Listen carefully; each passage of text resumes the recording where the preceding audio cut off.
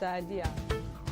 Natarsannissaani qaan suutigalu inatsarsuleriaasi аллангортинниарнеқар тассани инаттусиллуу илерситсугу таамтаани Naalakkersuisut vil sprede fiskeriet og ejerskabet af havets ressourcer ud til flere hænder. Og midlet er den nye fiskerilov, som i dag er blevet førstebehandlet i Inatsisartut. Loven kan dog vise sig at blive særdeles dyr for samfundet. I dag skal vi have fagfolks vurdering af konsekvenserne, men allerførst skal vi have branchens reaktion på Inatsisartuts første behandling. Velkommen til Isuma Sofik.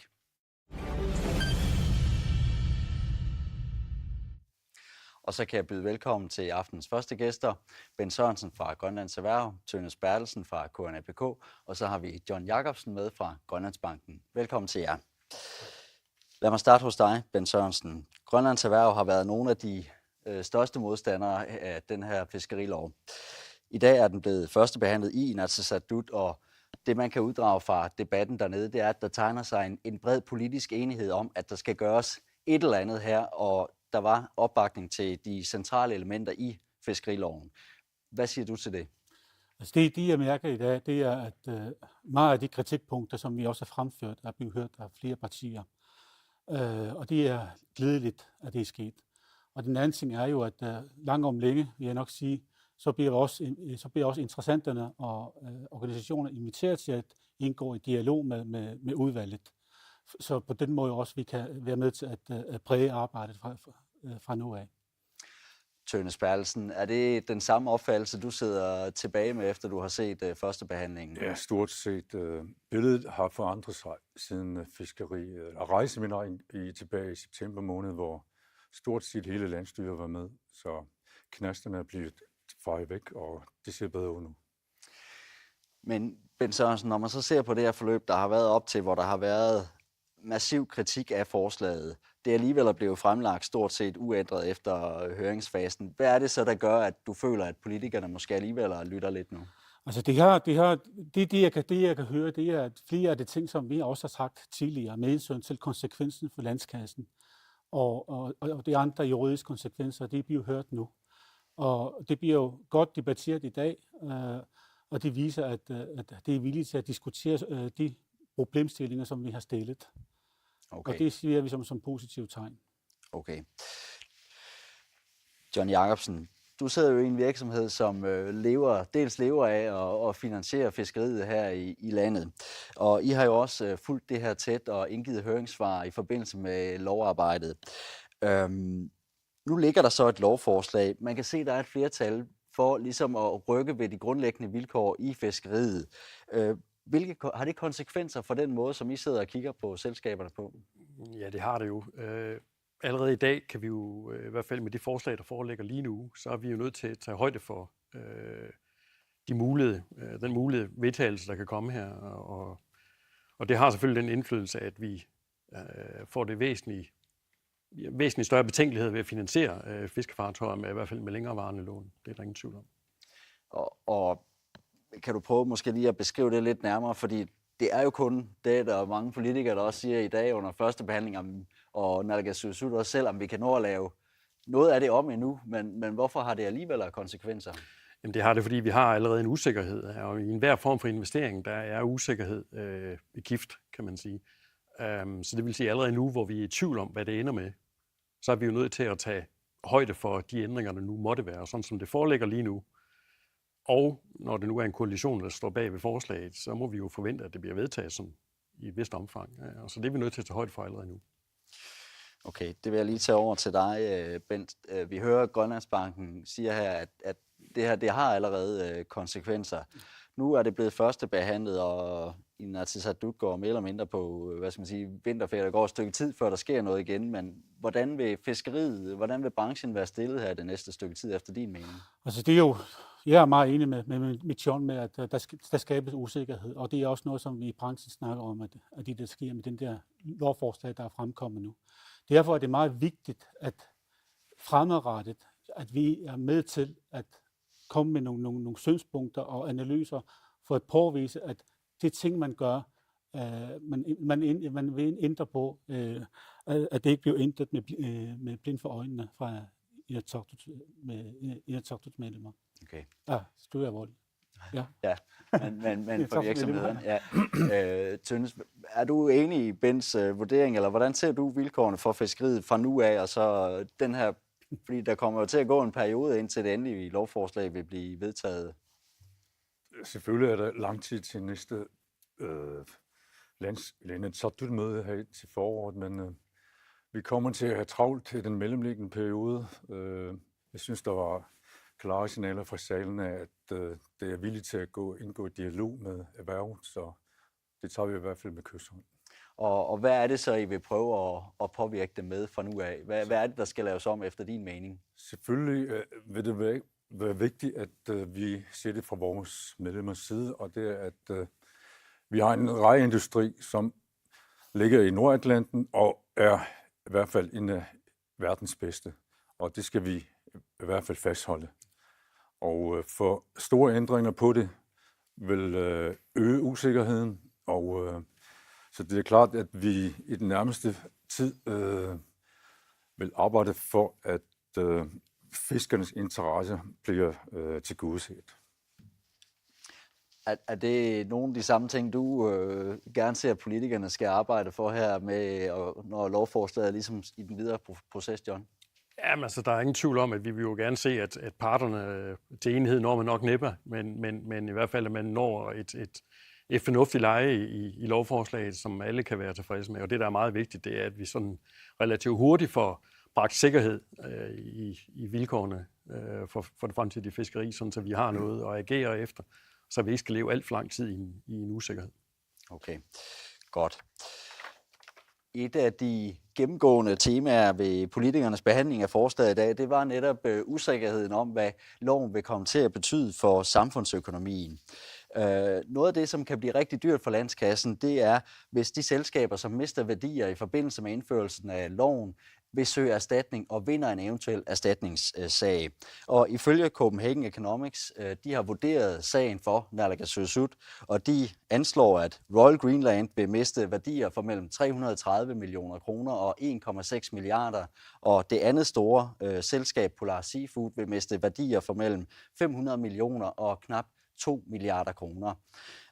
Det er et meget stort spænd, vi hører her, John, og politikerne var meget inde på det i dag også. De var usikre på, hvad det her det betyder. Efter din vurdering, er det her lovforslag så gennemarbejdet i forhold til at vise, hvad er konsekvenserne af det? Altså, jeg synes jo, at de der spænd, vi taler om, de er så enorme. Så det burde der i hvert fald ikke nogle væsentlige nærmere beregninger på, som vi havde indsnævret udfaldsrummet, uden tvivl. Det er nogle voldsomme beløb, vi taler om, hvis vi ramler ind i de højeste beløb. Også så en landskasse, den kan mærke det i nogle år. Hvad er det, som politikerne bør søge nærmere svar på, efter din mening? Altså, der er to ting i det. Først, så skal beregningerne være noget mere nøjagtige, end det vi ser i dag. Det er der ingen tvivl om.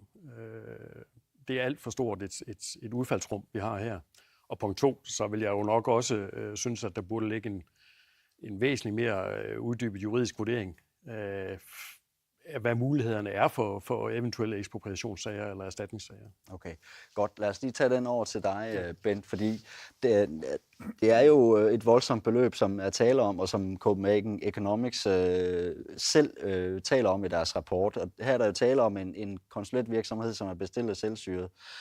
Har I GE modtaget noget juridisk responsum eller andet fra naalakkersuisut, som ligesom har gjort, at dine medlemmer siger nu, at vi vil ikke søge erstatning, hvis det her lovforslag det bliver vedtaget?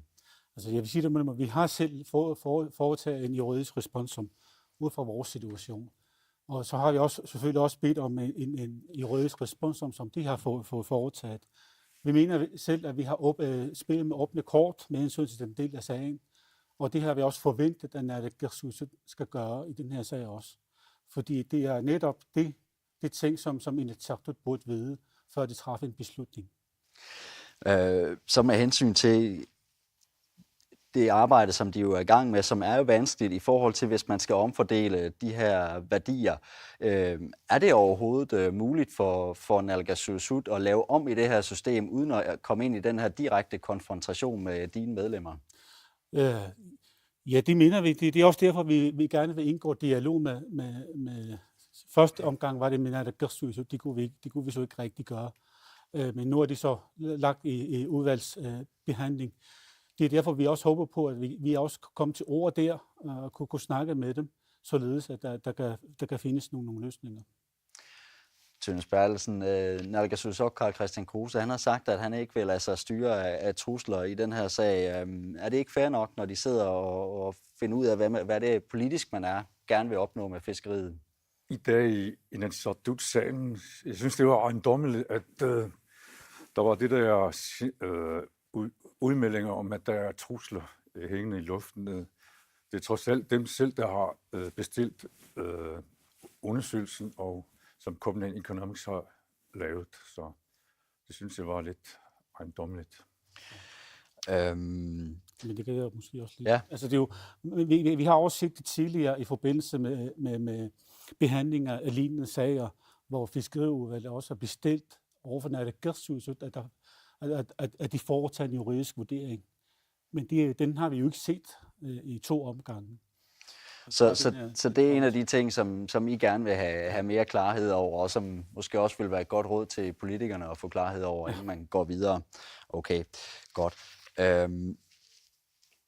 Lad mig lige et spørgsmål mere til dig, Ben. I har jo ført en massiv kampagne her, været til stede i medierne og på de sociale medier, og lavet lange høringssvar, juridisk responsum. Forslaget er lagt frem. Der er ikke blevet lyttet. Hvad vil I gøre nu? Ja, altså det er jo... Det, jeg kan høre i dag, det er trods alt er nogen, der har hørt for vores kritik. Og det er det, der som kunne være lidt glædeligt i den her sag. Så du sætter din lid til? Jeg håber på, at vores synspunkter efterhånden også kommer til at skabe mulighed for, at vi kan indgå bedre dialog med politikerne, så vi kan træffe en bedre beslutning ud fra vores synsvinkel. Også fordi det kommer til at koste rigtig mange penge for vores velfærdssamfund, hvis det bliver vedtaget, som det foreligger nu. Godt. John, du får lige det sidste ord i den her runde, fordi du er en af dem, der sidder på de store pengekasser. Hvad er din opfordring til politikerne i det videre arbejde her?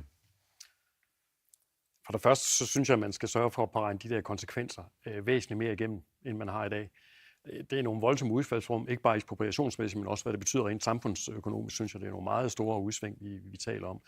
Så det er meget vigtigt, at man får regnet det her ordentligt igennem. Og så kan jeg jo kun opfordre til, at man indgår i en dialog både med erhvervet og så med de andre interessenter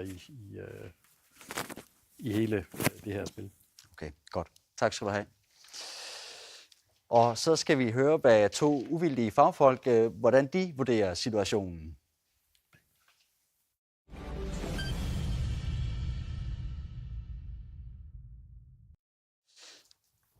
Debatten om fiskerilovsforslaget har været hård, og parterne har stået stejlt over for hinanden, og tonen i debatten har været barsk. Til at hjælpe os med at finde ud af, hvad der er op og ned her, der har jeg fået selskab af dig, Birger Poppel, samfundsforsker ved Elisabeth Safik, og så lige om lidt, så får vi også Anita Hoffer, formand for Transparency International Greenland. Velkommen til jer. Tak. Anita Hoffer, jeg vender tilbage til dig lige lidt senere. Først, Birger Poppel. Det helt store sigte med det her lovforslag, og det, som vi hører politikerne bakke op om nede i salen i dag, det er at sprede ejerskabet til ressourcerne ud og skabe mere lighed i det grønlandske samfund. Gør lovforslaget det? Først vil jeg godt alt ære og respekt ved, at man vil skabe mere lighed i samfundet. Det, som de seneste års forskning viser mulighed i lande og i regioner og i hele verden, det er, at det skaber problemer for den enkelte, for familier og for sammenhængskraften i samfund. Så målsætningen stemmer overens med forskningen. Når vi så går ind og ser på, hvordan håndterer man så det, hvordan klarer man det, så kan man sige, at vi bliver ikke særlig meget klogere ved at læse bemærkningerne til lovforslaget. Den siger ikke ret meget om. Den fortæller om en masse problemer og økonomiske udgifter, men siger ikke noget om, hvordan ligheden bliver større. Og det, jeg kom til at tænke på vej ind, det var, at jeg forestiller mig, at når man taler om at sprede ejendomsretten og dermed skabe mere lighed, at man så har et billede af fiskeri i hovedet. Man har nogle store trawlere, man har en masse jollefiskere. Det, som jeg tror, man ikke tænker på i så høj grad, det er, at for at komme ind i rejefiskeriet, uanset hvordan man skruer det sammen, så skal man som ejer have millioner på bankkontoen for at kunne klare de investeringer. Så det vil sige, at det er en lille kreds, vi snakker om.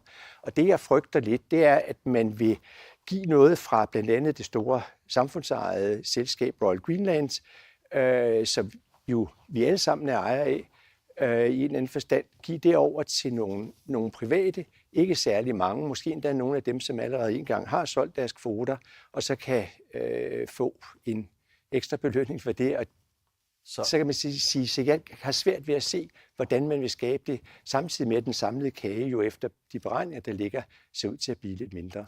Men hvad er problemet i, at den samlede kage bliver lidt mindre, hvis der så til gengæld er flere, der ejer noget af den? Jo, men det der er min pointe, det er, at jeg tror, at det vil være relativt få flere, der kommer ind. Man kunne godt snakke om, men det gør lovforslaget heller ikke, man kunne godt snakke om andre ejerformer, om at man på lokalplan gik sammen om at eje trawlere, og så, men det er der slet ikke lagt op til. Tværtimod i foråret, da man diskuterede de her ting også, der var man inde på, at det kunne være nogle af de tidligere ejere, som havde haft kvoter inden for erhvervet. Og så kan man sige, så vil man sprede ejerskabet ud til et par håndfulde mere, og det ser jeg ikke som nogen stor gevinst eller demokratisering. Så vil du ikke stå i en situation, som er ret meget anderledes end den, vi har i dag? Det mener jeg ikke vil være voldsomt meget anderledes, men du vil have skabt en lang række usikkerhed, som der lige blev snakket om i første omgang. Godt. Anita Hoffer hos Transparency International Greenland, der har I jo stor fokus på lovgivningstilblivelse, kan man sige. Den proces har jo været under kraftig beskydning i det her forslagstilfælde. Hvad er det centrale problem set fra din position? En af de centrale ting er i hvert fald mangel på gennemsigtighed og også forudsigeligheden, og det er også det, som kan man sige, branchen snakker om, ikke? Altså den her usikkerhed, som det skaber, det siger Grønlandsbanken jo også.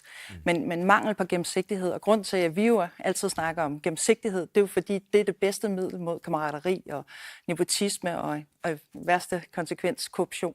Og det siger vi jo ikke bare fordi, at det er noget, vi har fundet på, men det er jo noget, kan man sige, vi er en del af en større moderorganisation, Transparency International, som jo så ved, at lige præcis gennemsigtighed, det er det, der forebygger allerbedst mod korruption. Og det er det, vi faktisk mangler i den her proces. Okay. Og kan du komme lidt dybere ind på det? Fordi vi ser jo et lovforslag, der bliver lagt frem. Mange bemærkningerne beskriver negative konsekvenser omkring lovforslaget. Hvad er det, du savner bliver belyst i selve forslaget? Kan du sige noget om det? Noget af det, jeg måske savner, det er faktisk, at Departementet for Fiskeri måske har altså deres holdning, kan man sige, til processen. Altså det der med egentlig at tro, eller måske skal de netop ikke tro, at de kan ramme et sådan stort lovforslag i første hug. Og så i stedet for at se det som kritik, så egentlig måske mere se det som en input, og for at se det som flere sider af samme sag. Og egentlig også måske hele grundtanken om, at altså flere hoveder tænker bedre end få. Ikke? Så det egentlig tag høringssvar som noget til at gøre produktet bedre. Og det er noget af det, vi måske savner. Men det er klart, at der kom lidt nye ord fra sagen i dag, og man godt vil lytte noget mere. Og det er noget af det, som vi i hvert fald har syntes var problematisk indtil nu. Okay. Jo, der skal vi også lige have dig på banen, fordi at erhvervet har jo været meget hård i sin retorik omkring processen i det her forløb. De mener simpelthen, at naalakkersuisut har vendt det døve øre til og ikke har villet lytte. Omvendt på den anden side har vi en regering, som siger, jamen det er ikke overraskende, at dem, som det her kommer til at gå ud over, at de vil være imod forslaget. Har branchen noget at have sin kritik i efter din vurdering? Det mener jeg afgjort, også fordi, at hvis man ser på, hvor de kritiske udtalelser kommer fra, både om indholdet og processen, ja, så havde vi på et tidspunkt en fælles udtalelse fra ECK, KNAPK og GE, som ikke nødvendigvis plejer at have helt sammenfaldende interesse, men hvor man var meget enige om både nogle forskellige forhold omkring indholdet i lovforslaget, og også i forhold til processen. Og der synes jeg, at man skulle sadle om, og i stedet for, som Anita også er inde på, at ligesom betragte alt, hvad der kommer udefra som negativt, så åbne op. Og man kan sige, at det var også fra nogle af selvstyrets departementer, der kom stærk kritik og forbehold, plus fra en lang række andre organisationer. Så jeg synes, det der skal til, det er, at man at man ikke bare svarer, at det ser vi ikke nogen problemer i, eller vi kan ikke genkende den problematik, der bliver rejst, så går ind og forholder sig reelt til de problemer, der er. Og så kan man så sige, når man i lovforslaget har bemærkninger, som typisk taler imod det, man har som de overordnede politiske mål, så burde det jo da i hvert fald få nogle alarmklokker til at ringe. Anita Hoffer, vi hørte erhvervet stå og tale om før, at der er meget stort spænd i forhold til det erstatningskrav, som kan blive stillet af de skadelige i tilfælde, at man vedtager lovforslaget, som det er. Og GE savner for eksempel, at naalakkersuisut ligesom fremlægger nogle juridiske vurderinger af det her spørgsmål, som de har noget at spille bold med.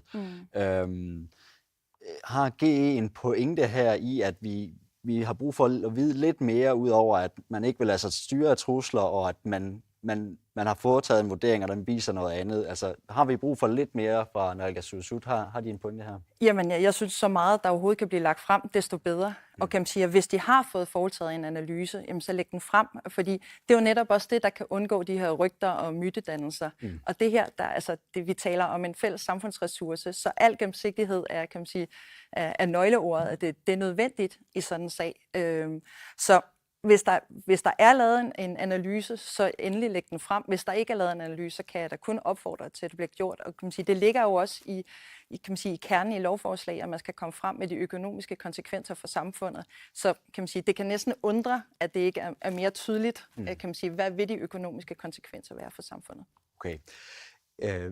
Jeg skal måske lige runde. Vi ser her, at lovforslaget blev lagt frem i Inatsisartut i sidste uge. Om torsdagen blev det lagt ud, og de skulle så behandle det i dag. Har det nogen betydning for lovgivningsprocessen? Vi hører i hvert fald flere politikere var utilfredse med det, at det kom så sent, lovforslaget. Hvad betyder det for beslutningsprocessen? Jamen generelt, altså nu kortere tid, man har til forberedelse, det samme gælder jo også, kan man sige, organisationer. Nu for eksempel Transparency International Greenland. Vi er jo en organisation, som kan man sige, er båret af frivillige kræfter, og vi gør det i vores fritid. Og nu kortere tid, vi har til at komme med noget svar, og det samme gælder jo politikerne, desto kan man sige, mere mangelfuldt bliver det svar også. Og hvis man netop ser høringssvar som noget, der skal kunne gøre et produkt bedre, så giv alle længst mulig forberedelsestid. Så altså, jeg synes da også, at politikerne har grund til at kritisere det, fordi de skal da også have lov til at forberede sig. Men har de så mulighed med de kendskab til lovarbejdet, som det er? Nu skal vi så afvente en anden behandling, som finder sted i foråret. Har de så mulighed for at rette op på det? Jamen, jeg tænker, det kommer jo rigtig meget an på udvalgsarbejdet. Altså, det kommer rigtig meget an på, hvordan de nu kommer til, kan man sige, at bære det videre. Og det kan vi da bare krydse fingre for, at, kan man sige, at de måske kommer i et lidt andet arbejdstøj og lytter lidt mere og tager imod, kan man sige, den kritik som noget konstruktivt og til egentlig at gøre produkter bedre. Bio, vi slutter af hos dig, fordi vi hører her, at fonderne har været trukket meget skarpt op. Formålet er ædelt, men der er nogle store ubesvarede spørgsmål. Efter din vurdering, kan udvalget nu gå ind og lave en så inddragende proces, så man kan finde en løsning her? Jeg vil nok være skeptisk i forhold til den tidsfrist, der er sat, men det kan jo være, at vi får udskrevet valg, og så er der en ny situation. Men det, jeg synes, der er vigtigt, det er flere forskellige ting. Det er dels, at man laver en inkluderende proces, og en egentlig inkluderende, ikke blot noget med at sende noget ud, som man så skriftligt kan imødegå. Eventuelt også forpligter organisationerne mere og får stillet spørgsmål, jamen, hvad kunne I byde ind med? Og organisationerne kender de overordnede mål, og hvis vi nu ikke kigger på korte tidsfrister, men ser et længere tidsperspektiv, hvad kunne man så forestille sig, hvis man var kreativ, og man kunne for den sags skyld, jeg så et af høringssvarene, nogle kommuner havde sagt, at de godt kunne forestille sig at komme ind på banen, jamen så tage kommunerne med og sige, hvad vil de kunne, hvis tanken er at sprede på lang sigt ejerskabet. Så synes jeg, man skal lære historien.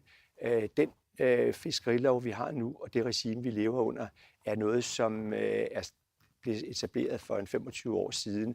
Det var en lang proces. Fiskeriet var ved at gå ned. Man fik rettet det op. Lad os prøve at lære den proces, og så lad os gøre det inkluderende, og så lad os prøve at se på, jamen, hvad er man gjort andre steder, blandt andet i det arktiske område. Godt. Tusind tak til dig, Bio Poppel, og tak til dig, Anita Hoffer, for at hjælpe os med at blive lidt klogere på det her store lovforslag. Det var, hvad vi nåede i aftens Isomar Sofik. Programmet er tilbage på næste torsdag. God aften og på gensyn.